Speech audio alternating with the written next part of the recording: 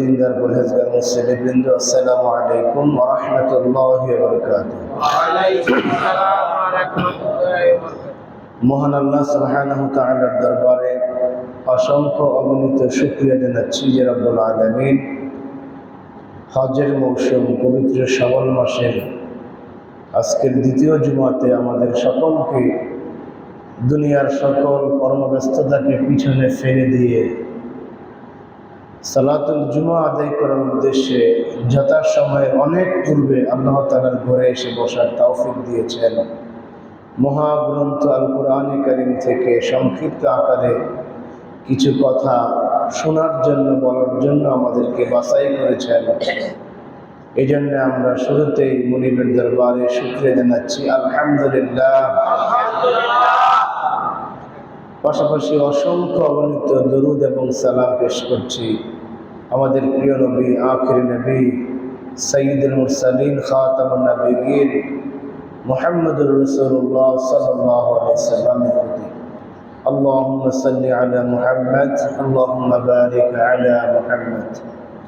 সম্মানিত হাজিরিন, মহাগ্রন্থ আল কোরআনের ধারাবাহিক এই সংক্ষিপ্ত আলোচনায় আজকে আমি তেলাওয়াত করেছি সূরা কাহফের 50 থেকে 53 নম্বর আয়াতে কারিমা। 4টি আয়াতে কারিমা তেলাওয়াত করেছি। অতি সংক্ষিপ্ত আকারে নির্ধারিত সময়ের মধ্যে চেষ্টা করব তেলাওয়াতকৃত আয়াতে কারিমা থেকে প্রয়োজনীয় কিছু কথা বলার জন্য।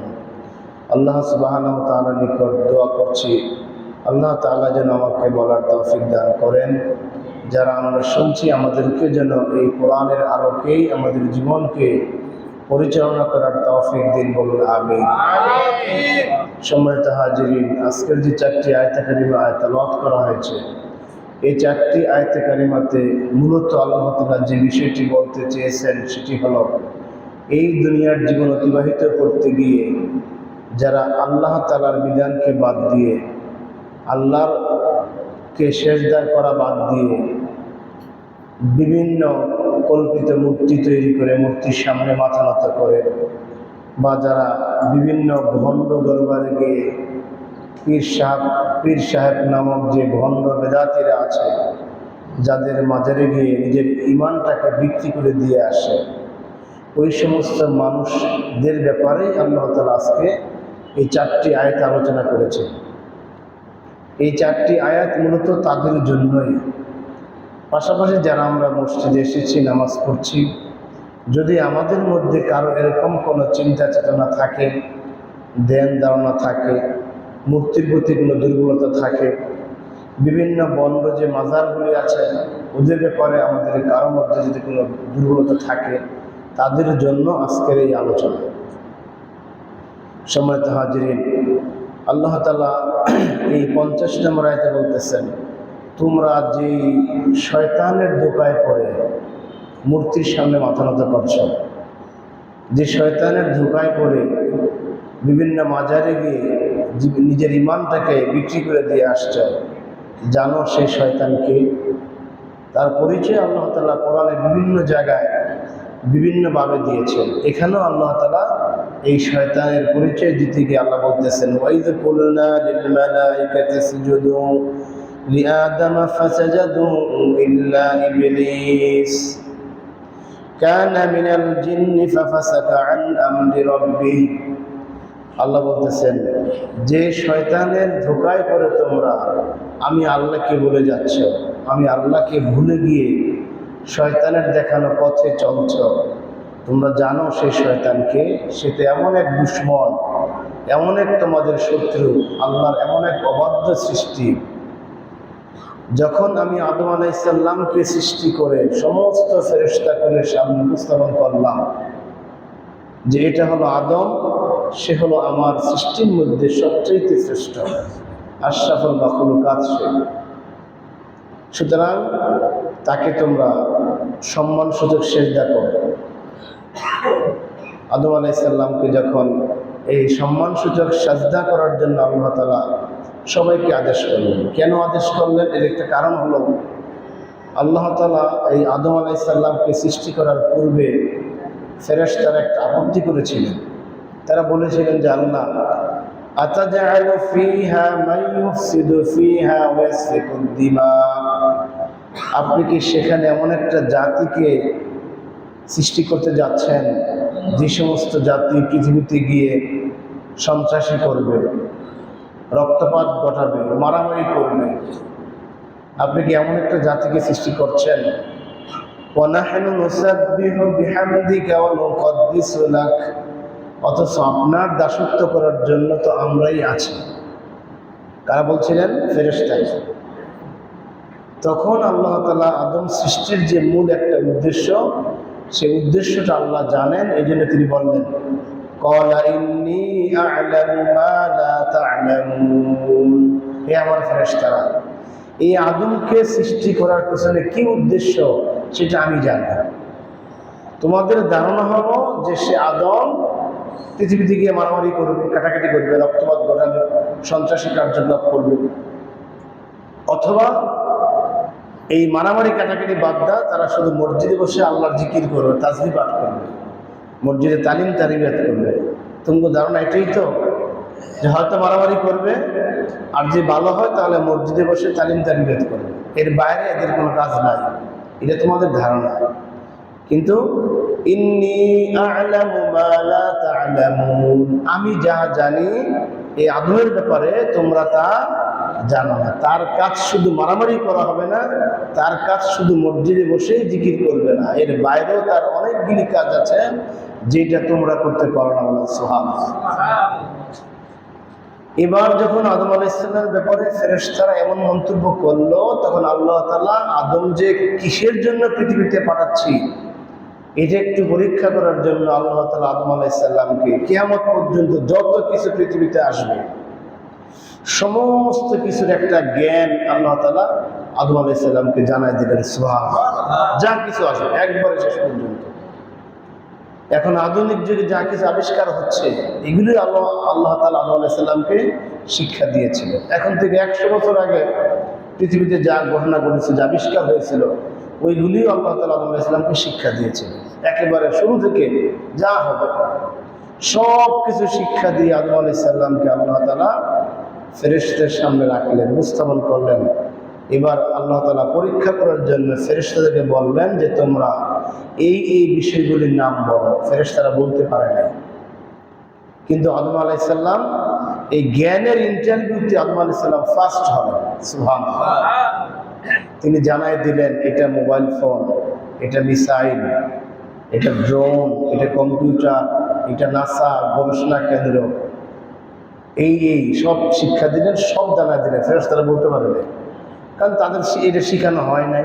এটা ফেরেশতাদের দোষ না। কিন্তু আপনার 4টা ছেলে, একটা ছেলেকে আপনি ডাক্তার বানিয়েছেন, আরেকটা ছেলেকে ইঞ্জিনিয়ার বানিয়েছেন, আরেকটা ছেলেকে আপনি উকিল বানিয়েছেন, আরেকটা ছেলেকে আপনি মুফতি বানিয়েছেন। এই 4টা ছেলেকে যদি আপনি, যে মুফতি সে অনেক লেখাপড়া করছে, যে এমবিবিএস ডাক্তার সে অনেক লেখাপড়া করছে, যে ইঞ্জিনিয়ার সে অনেক লেখাপড়া করছে, যে ব্যারিস্টার সে অনেক লেখাপড়া করছে, কিন্তু এই 4 জনের লেখাপড়া 4টা সাইড, ঠিক কিনা? একটা ডাক্তারের প্রেসক্রিপশন যদি আপনি ব্যারিস্টারের কাছে যান, সে বলতে পারবে না। আবার আপনার একটা সিভিল ইঞ্জিনিয়ার যে প্ল্যান আছে, বিল্ডিং এর নকশা প্ল্যান, এটা নিয়ে যদি আপনি ওই যে মুফতি আছে তার কাছে যান, সে বলতে পারবে, কারণ তাদের শিক্ষার জগৎটা ভিন্ন। তো আল্লাহ তাআলা আদম আলাইহিস সালামকে যে জন্য বানাইছেন, ফেরেশতাদেরকে আল্লাহ তাআলা ওই জন্য বানান নাই, ঠিক কিনা? এই জন্য ফেরেশতারা বলতে পারে নাই। এটা ভুল বুঝার কোনো কারণ নয় যে ফেরেশতারা মূর্খ, এরা কিচ্ছু জানে না, এরা কিছু শিখে না, এটা বলার কোনো কি নাই, সুযোগ নাই। বরং আল্লাহ তাআলা তাদেরকে যা শিক্ষা দিয়েছেন তারা তা শিখেছেন। শেষ পর্যন্ত আদম যখন এই পরীক্ষায় পাশ করলেন, আল্লাহ তাআলা সমস্ত ফেরেশতাকে আদেশ করলেন তোমরা সকলে মিলে উসজুদু লি আদামা, আদমকে সিজদা করো। এই হুকুম আসার সাথে সাথে সমস্ত ফেরেশতারা আদম আলাইহিস সালামকে সাজদা দিলেন। বলেন সুবহানাল্লাহ। ইল্লা ইবলিস, ইবলিস নামক যে জিনটা সেখানে ছিল সে সিজদা করে নাই, সে আল্লাহর হুকুম লঙ্ঘন করলো। আর আল্লাহর হুকুম লঙ্ঘন করার কারণে সে কাফির হয়ে গেল। আবা ওয়াস্তাকবারা ওয়া কানা মিনাল কাফিরিন, সে আদম আলাইহিস সালামকে সিজদা না করে কাফির হয়ে গেল। আমরা কিন্তু আজকে আদম আলাইহিস সালামের সৃষ্টির ঘটনা উদ্দেশ্য না, উদ্দেশ্য হলো যারা আল্লাহকে বাদ দিয়ে যে শয়তানের দাসত্ব করছে ওই শয়তানের পরিচয় দিতে গিয়ে আল্লাহ তাআলা এখানে আদম আলাইহিস সালামের ঘটনা বলেছে যে শয়তানের দাসত্ব তোমরা করছো, এর যেখানে পথে চলছো, শোনো শয়তান কে ছিল। সে ছিল এমন এক সত্তা যে আমি আল্লাহ তাআলার অর্ডারকে সে অমান্য করেছি, সে সিজদা করে নাই। শুধু তাই নয়, আবার অস্বীকার করলো সিজদা করবো না, আস্তাকবারা অহংকার করলো। দুইটা কাজ করলো, একটা হলো অস্বীকার করে আমি এই কাজটা করবো না, আর দ্বিতীয় হলো আমি এটা কেন করবো, এটা যে আমার উদ্দেশ্য কি, এরকম অহংকার সে করলো। আল্লাহ জিজ্ঞেস করলেন ক্বালা মা মানাআকা আল্লা তাসজুদা ইয আমারতুকা, আল্লাহ বললেন হে ইবলিস, আমি যে তোমাকে এই আহ্বান করলাম যে আদমকে সিজদা করো, সেই আদমকে কেন তুমি সিজদা করলে না? ক্বালা আনা খায়রুম মিনহু খালাকতানি মিন নার ওয়া খালাকতাহু মিন তিন। সূরা আরাফ সহ অনেক সূরাতে আলোচনাগুলো আসছে। এবার শয়তান জানায় দিল যে আমাকে আল্লাহ তাআলা আপনি সৃষ্টি করেছেন আগুন দিয়ে, আর এই আদমকে সৃষ্টি করেছেন মাটি দিয়ে। আমি মাটির তুলনায় আমার তেজস্ক্রিয়া বেশি, আমি সব কিছু জালে পুড়ে ছাই করতে পারি, আমার গতি ঊর্ধ্ব আকাশের দিকে, ঊর্ধ্বে আমার গতি, আর মাটির গতি হলো নিম্ন দিকে গতি। আর সুতরাং এই ঊর্ধ্বগতি সম্পন্ন আগুন, আমি এই নিম্নগতি সম্পন্ন মাটিকে সাজদা করতে পারি না। বলেন নাউজুবিল্লাহ। আল্লাহর হুকুমটাকে সে লঙ্ঘন করলো। শুধু তাই নয়, সে আরো বলল ক্বাল আসজুদু লিমান খালাকতা তিনা, আপনি যাকে মাটি দিয়ে সৃষ্টি করেছেন আমি কি তাকে সিজদা করতে পারি? এরকম সে অহংকারী করলো। এই অহংকার করার মূল কারণ হলো এই জিনটা, এই ইবলিসটা সে মূলত ফেরেশতা ছিল না। আল্লাহ আয়াতের পর অংশে বলতেছেন কানা মিনাল জিন্নি ফাফাসাকা আন আমরি রাব্বিহি, সে একটা জিন ছিল, এজন্য সে তার রবের হুকুমটাকে অমান্য করতে সে সক্ষম হলো। যদি ফেরেশতা হতো তাহলে সে তার রবের হুকুমকে অমান্য করার দুঃসাহসে প্রকাশ করতো না।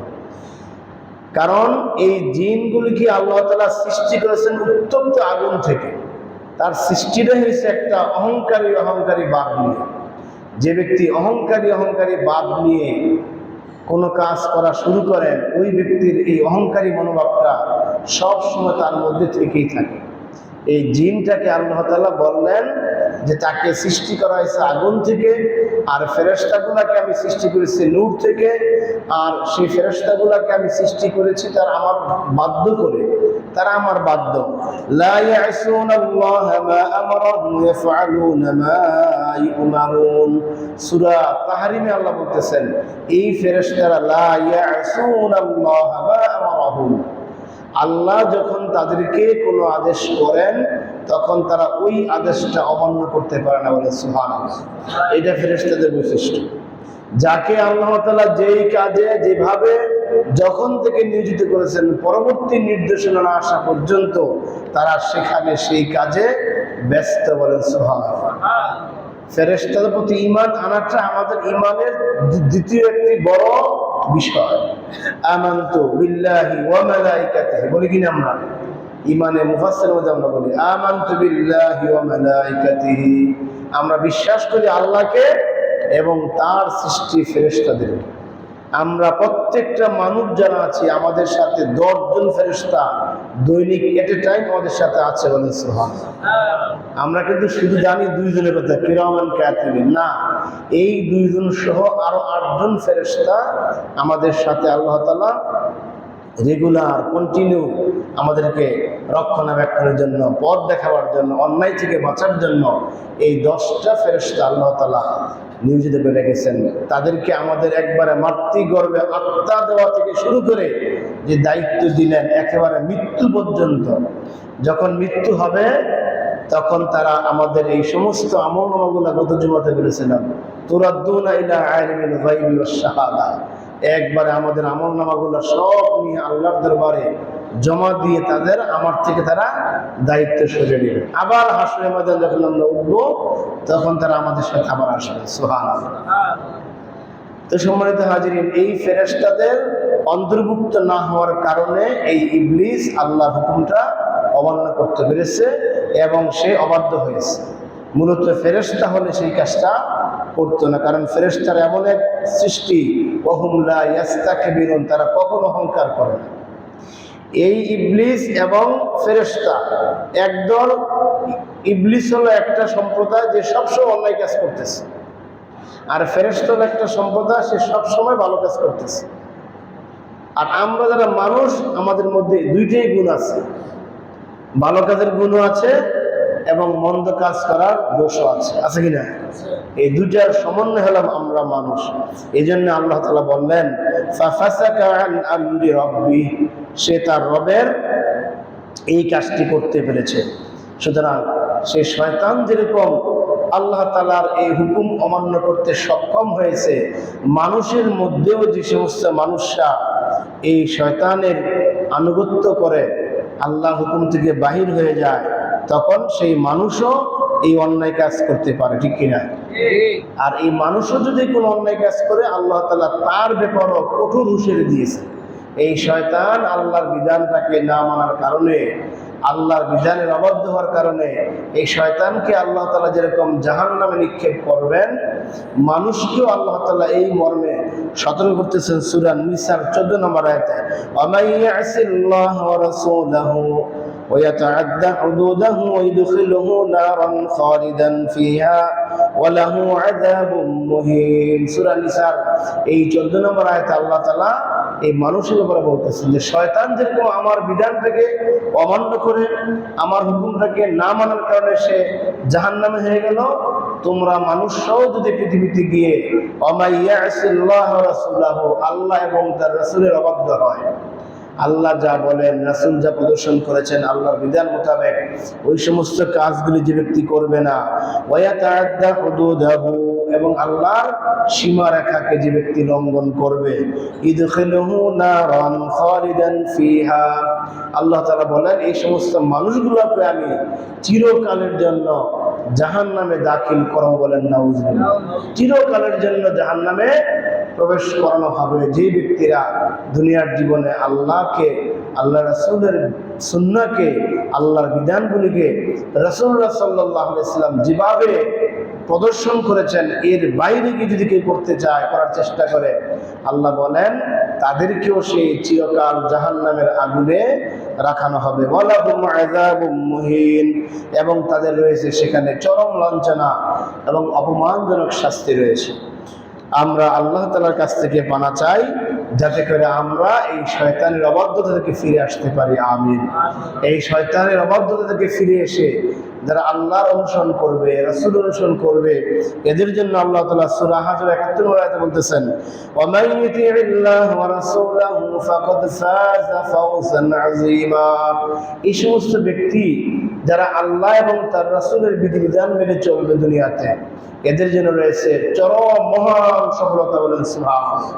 ফাওজান আযীমা, মহান সফলতা, অর্থাৎ তাদের জন্য রয়েছে চির সুখের জায়গা জান্নাত। কাদের জন্য? যারা আল্লাহ তাআলার বিধান মোতাবেক জীবনটা চালাবে, শয়তানের অনুসরণ করবে না, এই শয়তানের অনুসরণ থেকে যারা বাঁচবে। সম্মানিত হাজিরিন, আয়াতের পরবর্তী অংশে আল্লাহ তাআলা আফসোস করে বলতেছেন যে শয়তান তোমাদের দুশমন, যে শয়তান তোমাদের প্রকাশ্য শত্রু।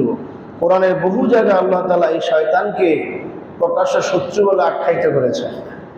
ইয়া আইয়ুহাল্লাযীনা আমানু দুখুলু ফিস-সিলমি কাফা ওয়া লা তাত্তাবি'উ খুতুওয়াতিশ শাইতান ইন্নাহু লাকুম আদুউম মুবিন। বহু জায়গায় বলতেছে যে হে ঈমানদাররা, তোমরা ইসলামে পরিপূর্ণ দাখিল হও, শয়তানের পদাঙ্ক অনুসরণ করো না। ইন্নাহু লাকুম আদুউম মুবিন, সে হলো তোমাদের প্রকাশ্য শত্রু। ইউসুফ আলাইহিস সালাম যখন স্বপ্নে দেখলেন যে 11টি নক্ষত্র তাকে সেজদা করতেছে, আকাশের চাঁদ এবং সূর্য তাকে সেজদা করলো, স্বপ্ন যখন দেখলেন, এই স্বপ্ন যখন তার পিতার কাছে বললেন, তখন সে পিতা বললেন যে তোমার এই স্বপ্নকে তুমি তোমার অন্য ভাইদের কাছে বলো না, লা তাকাসুসু ইয়াকা আলা ইখওয়াতিকা, তোমার ভাইদের কাছে বলো না, ইয়াকিদু কাইদা শয়তান তখন প্রদর্শন করবে ইন্নাহু লাকুম আদুউম মুবিন, কারণ শয়তান হলো আমাদের প্রত্যেকের প্রকাশ্য শত্রু। এই প্রকাশ্য শত্রুদেরকেই আল্লাহ বলতেছেন কানা মিনাল জিন্নি ফাফাসাকা আন আমরি রাব্বি আফাতাত্তাখিযুনাহু ওয়া যুররিয়াতাহু আউলিয়া মিন দুনি ওয়া হুম লাকুম আদুউন, যে তাহলে এই প্রকাশ্য শত্রু যে তোমরা এবং তোমাদের বংশধররা, অর্থাৎ মানুষকে আল্লাহ বলতেছেন যে সমস্ত মানুষ মূর্তি পূজায় লিপ্ত, যে সমস্ত মানুষ আল্লাহর বিধানগুলি পালন করে না, আল্লাহর বিধানগুলি পালন করে না এবং এর পরিবর্তে মাজারে গিয়ে সিজদা করে। এরকম মুসলমান আছে না আমাদের মধ্যে? আমাদের সমাজে এরকম বহু মুসলমান আছে, বরং এটা আরো প্রত্যেক গ্রামে গ্রামে আস্তে আস্তে বিস্তার লাভ করতেছে। প্রায় এখন প্রতি গ্রামে এরকম দুই একটা বন্ধ দরবার তৈরি হচ্ছে, আমরা অনেক সময় খেয়াল করি না, আমাদের অগোচরে। আপনি খেয়াল করে দেখবেন আপনার কোনো এক আত্মীয়, কোনো এক পরিচিত ব্যক্তি হঠাৎ করে দেখবেন যে হ্যাঁ চেঞ্জ হয়ে গেছে। এরকম বিভিন্নভাবে এই বেদাতীদের মাধ্যমে বন্ডামের মাধ্যমে এই অন্যায় কাজগুলি করতেছে। আল্লাহ এই সমস্ত ব্যক্তিদেরকে ধমক দিয়ে বলতেছে, ধমক দিচ্ছেন আল্লাহ, আফাতাত্তাখিযুনাহু ওয়া যুররিয়াতাহু, যে তোমরা কি তাহলে তাকে এবং তার বংশধরকে, শয়তান হলো মূল জিন আর তার বংশধর হলো দুনিয়ায় যারা মানুষের নামে মানুষ সেজে যাদেরকে বিভিন্ন ধোঁকা দেয়, তারা হলো সেই শয়তানের বংশধর। আমরা তাহলে কি তাকে গ্রহণ করছ? অথচ এই শয়তান হলো তোমাদের লাকুম আদুওয়াহু ওয়া হুম লাকুম আদুউন, এই শয়তান এবং শয়তানের বংশধররা হলো তোমাদের সকলের শত্রু। তোমরা এই শত্রুকে বন্ধু হিসেবে গ্রহণ করার কোনো সুযোগ তোমাদের নাই। তোমরা আল্লাহর বান্দা হিসেবে আল্লাহকেই বন্ধু হিসেবে গ্রহণ করবে, কারণ তিনি হলেন গফুরুর রহিম। আল্লাহ হলেন কি? গফুরুর রহিম। তিনি বান্দার সমস্ত দোষ ত্রুটি গুনাহগুলি সব সময় ক্ষমা করে দেন। এই জন্য তোমরা শয়তানকে বাদ দিয়ে আল্লাহকে তোমরা গ্রহণ করবে। আর কখনো এটা উচিত হবে না যে তোমরা শয়তানকে, এই শত্রুকে তোমাদের বন্ধু বানাবে, এই শয়তানের আনুগত্য করবে, এই দাসত্ব করবে। এটা তোমাদের জন্য কখনোই শুভনীয় নয়, উচিত হবে না, কল্যাণকর হবে না। কোরআনের বহু জায়গায় আল্লাহ তাআলা শয়তানের অনুসরণ করতে নিষেধ করেছেন, ওয়ালা তাত্তাবিউ খুতুওয়াতিশ শায়াতিন, যে শয়তানের পদাঙ্ক অনুসরণ করো না, শয়তানের অনুসরণ করো না, এর দাসত্ব করো না। সূরা ইয়াসিন আল্লাহ বলেছেন সূরা বাকারা আনামে আল্লাহ তাআলা বলতেছেন ওয়ালা তাত্তাবিউ খুতুওয়াতিশ শাইতান ইন্নাহু লাকুম আদুউম মুবিন। একই আয়াত আবার সূরা ইয়াসিন আল্লাহ বলতেছেন ওয়ালাম আ'হাদ ইলাইকুম ইয়া বানি আদম আল্লা তা'বুদুশ শাইতান। এখানে আরো স্পষ্ট করেছেন, অন্য সব জায়গায় বলছেন এর অনুসরণ করো না, আর সূরা ইয়াসিনের এই 60 নম্বর আয়াতে আল্লাহ স্পষ্ট বলেন আলাম আ'হাদ ইলাইকুম ইয়া বানি আদম, হে বনি আদম, আমি কি তোমাদেরকে এই মর্মে সতর্ক করি নাই, নিষেধ করি নাই? আমি কি এই মর্মে তোমাদের কাছে হেদায়েত পাঠাই নাই যে আল্লাহ তা'বুদুশ শাইতান, তোমরা শয়তানের দাসত্ব করবে না? পৃথিবীতে দাসত্ব চলে দুই জনের, একজনের আল্লাহ, যে আল্লাহর দাসত্ব আমরা করি, ওয়ানি ইবুদুনি হাযা সিরাতুল মুস্তাকিম। পরবর্তী আয়াতে বলতেছে তোমরা আমার দাসত্ব করো। একটা দাসত্ব চলে কার? আল্লাহর। আরেকটা দাসত্ব চলে তার বিপরীত, শয়তানের। এই জন্য আল্লাহ বললেন আল্লাহ তা'বুদুশ শাইতান, তোমরা শয়তানের দাসত্ব করো না। ইন্নাহু লাকুম আদুউম মুবিন, সে হলো তোমাদের প্রকাশ্য শত্রু। শয়তানকে আমরা দেখি না। অনেকের মধ্যে এরকম প্রশ্ন আসে যে শয়তানকে আমরা দেখি না, আর তাহলে আমাদের প্রকাশ্য শত্রু সে হলো কিভাবে? প্রকাশ্য শত্রু হতে হলে তো সামনে থাকতে হয়, দেখতে হয়, ঠিক না? শয়তানকে আমরা দেখি না, তারপরও সে প্রকাশ্য শত্রু এই কারণে যে তার কাজই হলো আমাদের শত্রুতা করা, তার কাজই হলো আমাদের বিরোধিতা করা, তার কাজই হলো আমাদেরকে জাহান্নামের পথে নিয়ে যাওয়া। এই চ্যালেঞ্জ নিয়েই সে দুনিয়াতে আসছে। আল্লাহ যখন তাকে উপর থেকে নামায় দিলেন, আল্লাহর যে দরবারে তার আসা যাওয়া ছিল, ফেরেশতার মহলে, ঊর্ধ্ব মহলে তার যে আসা যাওয়া ছিল, সেখান থেকে আল্লাহ তাআলা যখন নামায় দিলেন, তখন সে আল্লাহর সাথে এই চ্যালেঞ্জ করেই আসছে যে আল্লাহ, আমি তোমার বান্দাদেরকে সঠিক পথ থেকে বেঠিক পথে নিয়ে যাব। তার কাজ এটা। সে প্রত্যেকের বিরুদ্ধে লাগা আছে, হোক তিনি মসজিদের খতিব, হন তিনি ইমাম, হন মুয়াজ্জিন, হন তিনি বড় মুফতি, হন তিনি বড় আলেম, হন তিনি প্রধানমন্ত্রী, হন তিনি রাষ্ট্রপতি, হন তিনি সেই কাবার ইমাম, অনেক বড় মাপের আলেম, মুফাসসির, মুহাদ্দিসিন, যাই হন না কেন, প্রত্যেকের পিছনে শয়তান লাগা আছে, ঠিক কিনা? খালি এটা মনে করা যাবে না যারা শয়তানি করতেছে তাদের পিছনে শয়তান চেষ্টা করে, না, তাদের পিছনে চেষ্টা করতে হয় না। ওই যে একবার করছে, একবার করাতেই তারা শয়তানি করতেছে। আর যারা আপনারা আল্লাহওয়ালা, নামাজি, দিনদার, একটু আমল আখলা করার চেষ্টা আমরা করি, আমাদের পিছনে শয়তান ওদের চাইতে বেশি লাগা আছে। কারণ অব্যাহত চেষ্টা করতেছে আমাদেরকে পথ থেকে বিচ্যুত করার জন্য। যে ব্যক্তি 5 ওয়াক্ত জামাতে নামাজ পড়ে, ওই ব্যক্তিকে শয়তান চেষ্টা করে অন্তত একটা ওয়াক্ত জামাত ছুড়ে দেয়। যে ব্যক্তি তাকবীর উলার সাথে নামাজ পড়ার চেষ্টা করে, ওই ব্যক্তির পিছনে শয়তানের চেষ্টা হলো অন্তত একটা দিন তাকবীর উলা মিস করে দেয়। যে ব্যক্তি সামনের কাতারে নামাজ পড়ে, ওই ব্যক্তির পিছনে শয়তানের চিন্তা হলো এই ব্যক্তিকে তো আমি তাকবীর উলাও ছুড়াইতে পারবো না, জামাতও ছুড়াইতে পারবো না, অন্তত আমি সেদিন সামনের কাতারে না বসতে পারে এমন একটা ব্যবস্থা করি। কথা বুঝছেন কিনা? এরপরে অন্তত জুমার দিন যাতে সে আগে না আসতে পারে, কারণ জুমার দিন সে আগে আসলেই, সবার আগে আসতে পারলেই একটা ওট কুরবানির সওয়াব পাওয়া যায়। সুবহানাল্লাহ। জুমার দিন সবার আগে আসতে পারলে কি পাওয়া যায়? একটা ওট কুরবানির সওয়াব পাওয়া যায়। সুতরাং আপনি একটা উট কুরবানির সওয়াব পেয়ে যাবেন বিনা খরচে, শুধুমাত্র আগে আসার কারণে। আপনার অভ্যাস আগে আসা, কিন্তু শয়তান এই কাজটা আপনাকে করতে দেবে না। সে ব্যস্ততার মধ্যে ফেলে রেখে আপনাকে পিছনে ফেলে দেবে, যাতে আপনি আগের কাতারে না বসতে পারেন, আগে না আসতে পারেন। অর্থাৎ শয়তান আপনার পিছনে, যিনি ভালো হচ্ছেন, ভালোভাবে চলেন, তার পিছনে শয়তান আরো বেশি লাগা আছে। এই জন্য সে হলো আমাদের প্রকার শত্রু। সে গোপন শত্রু না। গোপন শত্রুই আমাদের সবসময় শত্রুতা করে না, মাঝে উপকার করে। কিন্তু যে শয়তান শত্রু, সে সব সময় আমাদের ক্ষতি করে। আপনাকে একবারে সবার শেষে মসজিদে আসবে, এবার সবার শেষে মসজিদে এসে একবারে লোকজনের কাতার কান্দ ফারাদা সামনে এনে বসায়। এটা কে বসায়? কে বসায়? এটা বুঝতে হবে, এটা শয়তান বসায়। আপনার সামনে বসে তো শখকে, সকলে আপনি 12টার সময় আসতেন, কথা বুঝতেছেন না? যে সামনের কাতারে বসার শখ থাকে আপনার, আপনি 12টার সময় আসতেন, 11টায় আসতেন, 10:30টায় আসতেন, আর যখন আজান হয় তখন আসতেন। ও মা, আপনি আসবেন 1টার সময়, 1:20 আসবেন, আইসা সবাই একবারে কান্দ বর দিয়া সরাইয়া মনে হয় আপনি প্রধানমন্ত্রী হয়ে গেছেন। না, প্রধানমন্ত্রীকে মসজিদে বিধান নাই যে সেও সবাইকে ডিঙ্গায় সামনে আসবে, এটা তার জন্য বিধান নাই। হ্যাঁ, সম্মান সুযোগ, সম্মানী ব্যক্তি যারা আছেন তাদেরকে আমরা সম্মান দেব, তাদেরকে ডেকে নিয়ে আসা, আমরা পূর্ণ মর্যাদা দিয়ে সামনে বসাবো, সেটা ভিন্ন কথা। কিন্তু কোনো ব্যক্তি ইচ্ছা করে যদি এই কাজটা করে, তাহলে সে কি করলেন? কবিরা গুনার কাজটা করলেন। এই কাজটা কি করায়? শয়তান করে। বুঝতে হবে এই কাজটা কি করায়? শয়তান করে। সবার শেষে আইসা মানুষগুলো ডিঙ্গায় আপনি সামনে বসবেন আর ভাব নিবেন যে সামনের কাতারে বসে আমি সওয়াব নিব, এই যে একটা ভাব, এই ভাবটাও আপনাকে শয়তান করাচ্ছে। বুঝতে হবে এভাবে, অর্থাৎ এভাবে মানুষকে শয়তান বিভিন্নভাবে গুনাহের কাজ করাতে বাধ্য করে। এই জন্য শয়তান হলো আমাদের প্রকাশ্য শত্রু। এই আল্লাহকে বাদ দিয়ে যারা এই শয়তানকে বন্ধু হিসেবে গ্রহণ করবে, আল্লাহ আয়াতের শেষে বলতেছেন, আফাতাত্তাখিযু ওয়া বিইসা লিয-যালিমিনা বাদালা। এই জালেমরা যে বদলটা করলো, বদল হলো অর্থাৎ আল্লাহর দাসত্ব করার কথা ছিল নাকি? মুসলমানদের আল্লাহর বান্দা হিসেবে সমস্ত মানুষের উচিত ছিল কি করা?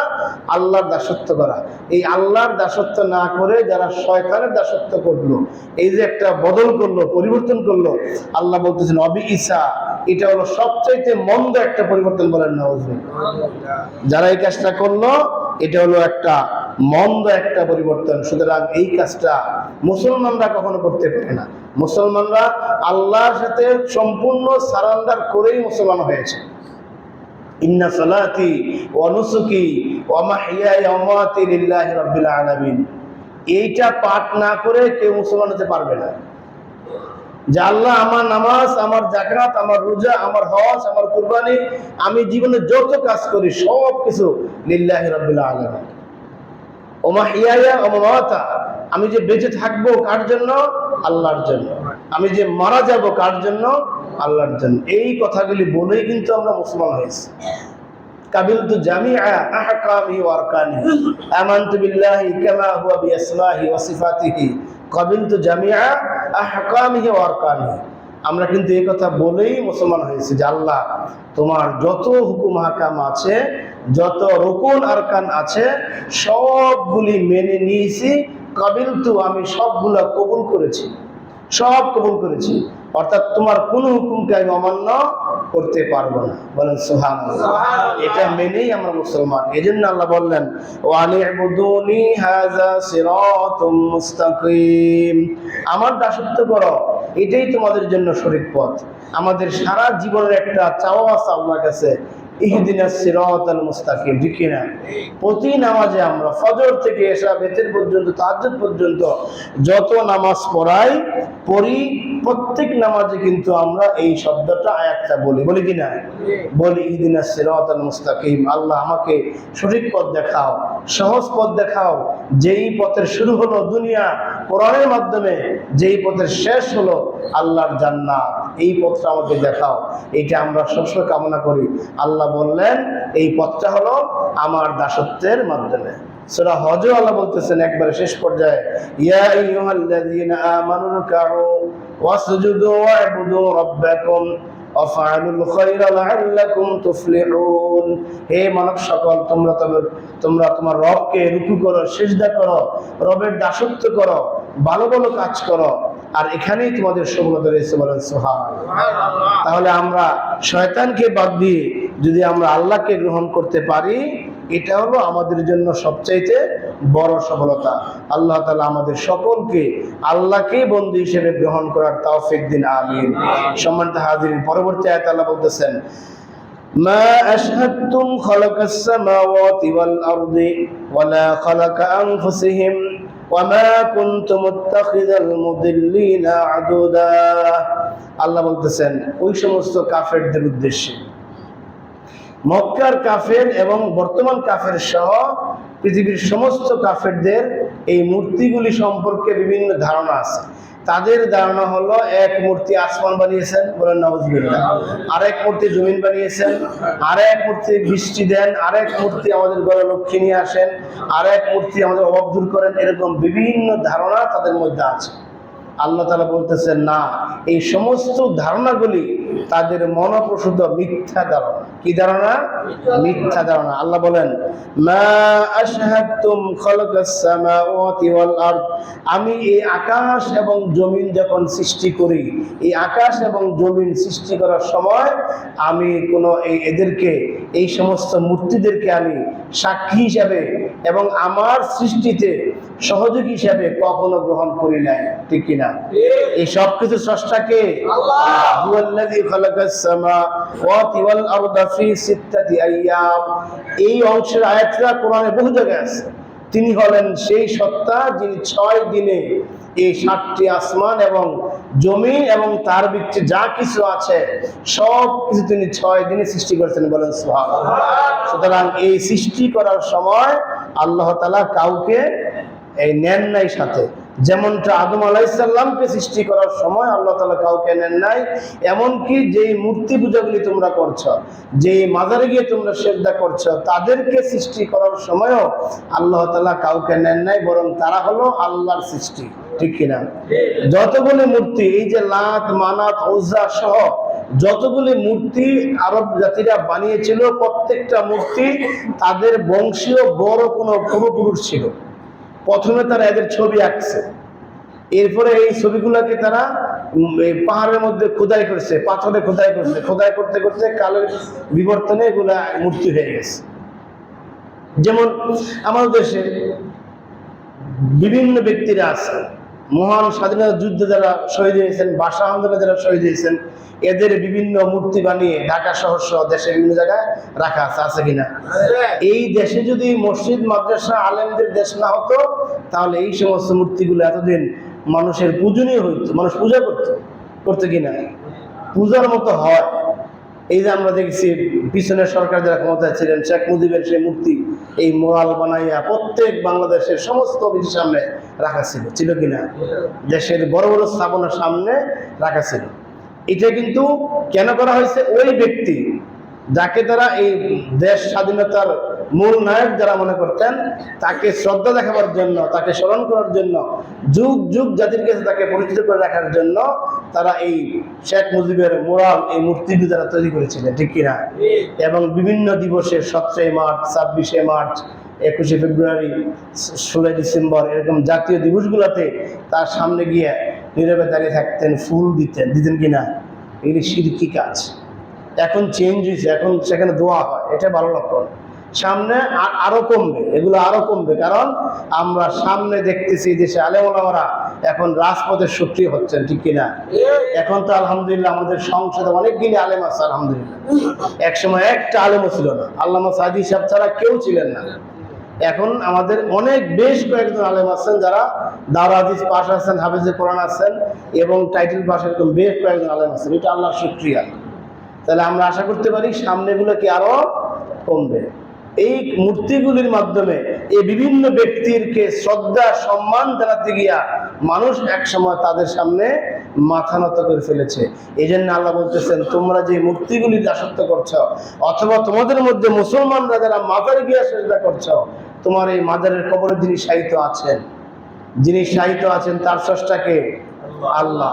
যার নামে তোমরা, যার ছবিকে মূর্তি বানিয়ে তোমরা পূজা করছো, তার স্রষ্টাকে আল্লাহ। সুতরাং আল্লাহ বলতেছেন যে আমি এদের স্রষ্টা আমি, আসমান জমিন স্রষ্টা আমি, আর এদেরকে সৃষ্টি করার সময় আমি এদের কাউকেই আমি এদেরই নেই নাই, সাক্ষী হিসেবে নেই নাই। শুধু তাই নয়, আমার এই সৃষ্টিতে আমি তাদেরকে কাউকে শরীক করি নাই। এই জন্য আল্লাহ তাআলা বলতেছেন, আল্লাহ তাআলা বলেন, কুল দুল্লাযিনা যাআমতুম মিন দুনিল্লাহ লা ইয়ামলিকুনা মিসকালা যাররাতিন ফিস সামাওয়াতি ওয়ালা ফিল আরদি ওয়া মা লাহুম ফীহিমা মিন শিরকিন ওয়া মা লাহু মিনহুম মিন যাহির। সূরা সাবার 22 নম্বর আয়াতে আল্লাহ বলতেছেন, হে অবিশ্বাসীরা, যারা মূর্তির সামনে মাথা নত করো, যারা মাজারে গিয়ে সেজদা করো, তোমরা শোনো, যাদেরকে তোমরা সেজদা করো তাদেরকে ডেকে নিয়ে আসো। দেখো এই গোটা আকাশ এবং জমিনের মধ্যে লা ইয়ামলিকুনা মিসকালা যাররাতিন ফিস সামাই ওয়া মা ওয়ালা ফিল আরদি, আকাশ এবং জমিনের মধ্যে এক বিন্দু জায়গার মালিক তারা না, ঠিক কিনা? আপনারা মূর্তির কথা বাদ দেন, যারা মূর্তি পূজা করে তারা এখানে কেউ আসে না, কিন্তু অনেকে মাজার পূজা করে। আচ্ছা বলেন দেখি, মাজারের মধ্যে যিনি শায়িত আছেন, যাকে সেজদা করতেছে, এই মাজারওয়ালা তো মারা গেছেন। কোন পৃথিবীতে তার 1000 বিঘা সম্পদ থাকলেও তার মৃত্যুর পর তার মালিকানা থাকে না। আপনি 1000 বিঘা সম্পদের মালিক আছেন, আপনার মৃত্যুর পর আপনার তার মালিকানা থাকেন না। এই যে আল্লাহ বলতেছেন, তোমরা যাকে সেজদা করতেছো মাজারে গিয়ে, তার তো এক বিন্দু পরিমাণ, জাররা পরিমাণ, বলছেন জাররাতিন, এক জাররা পরিমাণ মালিক এই আকাশে পৃথিবীতে কোথাও তার নাই। সুতরাং তোমরা কেন না বুঝে আমি আল্লাহকে বাদ দিয়ে, যে আমি আল্লাহর মালিকানায় সবকিছু আছে, লিল্লাহি মা ফিস সামাওয়াতি ওয়া মা ফিল আরদি, আসমানে জমিনে যা কিছু আছে সব কিছুর একচ্ছত্র মালিক হলাম আমি।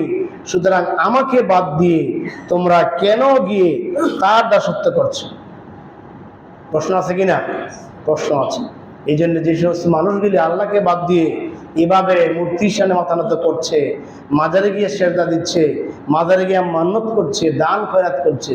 আবার আল্লাহ কিন্তু মানুষের পরীক্ষা করার জন্য, আপনি ভালো মানুষ, মাজারে মুরিদ হন নাই, কিন্তু সেখানে গিয়ে দান করলেন একটা নিয়ত করে, আপনাকে পরীক্ষা করার জন্য যেই নিয়ত করে দান করলেন, 1 সপ্তাহের মধ্যে আল্লাহ তাআলা সেই নিয়তটা কিন্তু আবার বাস্তবায়ন করায় ফেলে। এরকম হয় কিনা?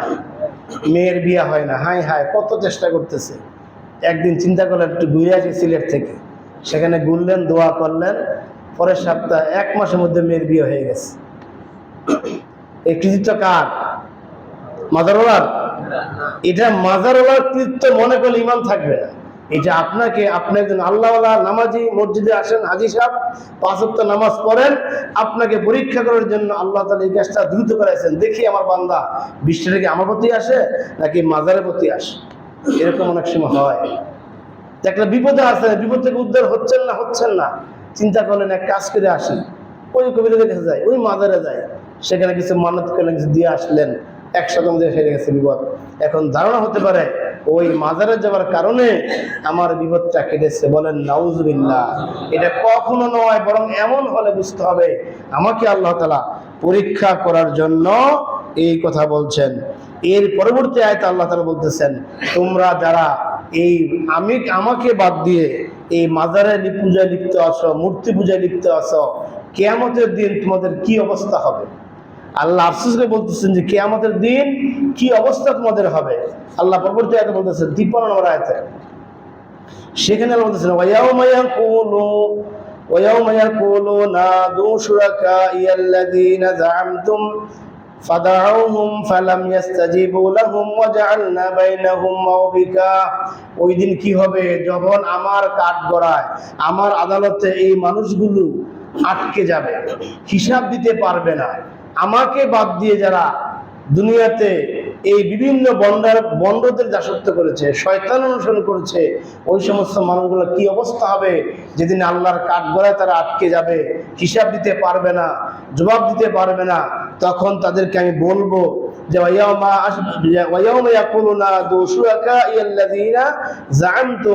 আজকে তোমরা দুনিয়ায় যাদেরকে ডেকেছ তাদের কাছ থেকে ডেকে নিয়ে আসো। তোমাদের যাদের ধারণা ছিল যে আমি যে দরবারে মুরিদ হলাম, এই দরবারে যিনি দায়িত্বে আছেন, এই দরবারের যিনি পীর সাহেব, কিয়ামতের ময়দানে তিনি আমাকে আমার বিপদ থেকে উদ্ধার করে আমাকে জান্নাতের ফয়সালা করবেন, এই চিন্তা করে যারা বিভিন্ন দরবারে মুরিদ হয় তাদেরকে আল্লাহ বলতেছেন ওই দিন তুমি তোমার সেই পীর সাহেবকে ডেকে নিয়ে আসো। আল্লাহ বলেন তখন তার কি হবে, কারণ তখন কি হবে আল্লাহ কেন প্রশ্ন করলেন, এর কারণ হলো ওই পীর সাহেবের তখন কোনো অস্তিত্ব থাকবে, কোনো অস্তিত্ব ওই দিন থাকবে না।